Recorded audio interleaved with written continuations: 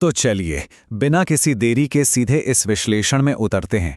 आज हम बात करने वाले हैं आईपीएल 2026 के उस पागलपन से भरे, बारिश से धुले लेकिन रोंगटे खड़े कर देने वाले मुकाबले की, जहां लखनऊ सुपर जायंट्स और रॉयल चैलेंजर्स बेंगलुरु आमने सामने थे। इस चर्चा में हम इस पूरे ड्रामे की टाइमलाइन को डिकोड करेंगे। लखनऊ का करो या मरो वाला प्रेशर, मार्श और पंत का वो आतिशी तूफान, बारिश की वजह से आया डीएलएस का ट्विस्ट और फिर पॉइंट्स टेबल का पूरा गणित, सब कुछ कवर करेंगे।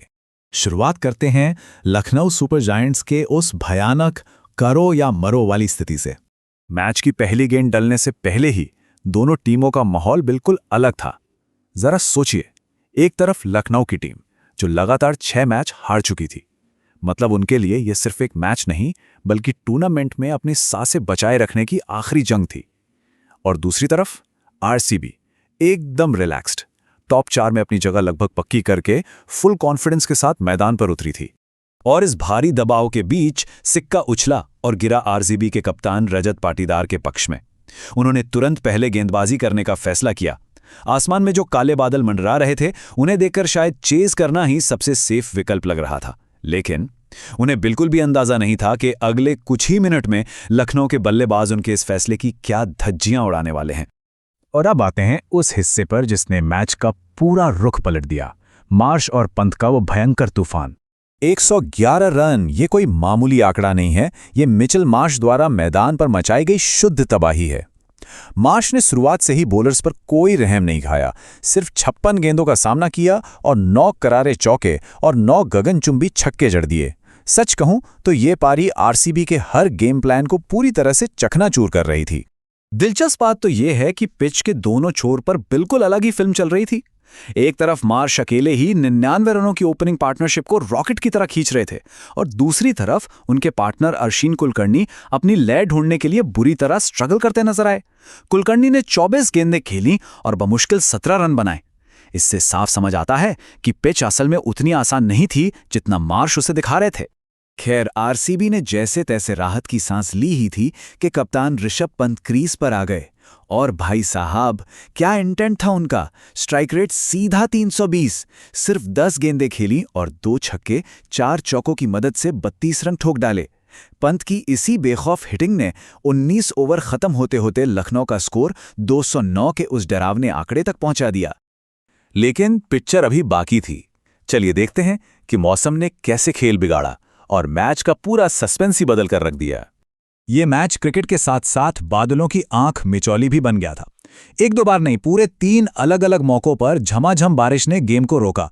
बार बार मैच रुकने से खिलाड़ियों का मोमेंटम तो टूट ही रहा था, साथ ही अंपायर्स को भी हार मानकर पहली पारी को 20 की जगह 19 ओवर्स तक ही समेटना पड़ा।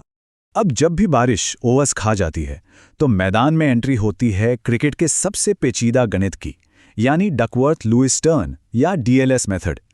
क्योंकि ओवर कम हो गए थे, इसलिए अंपायर्स को आरसीबी के रन चेस के लिए एक बिल्कुल नया एडजस्टेड टारगेट सेट करना था, जो मैच के हिसाब से फेयर हो।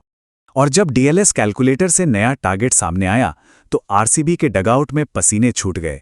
लखनऊ ने बोर्ड पर 209 रन बनाए थे, लेकिन पेनल्टी और कैलकुलेशन के बाद अब आरसीबी को जीत के लिए 19 ओवर्स में 213 रनों का एक विशाल पहाड़ पार करना था।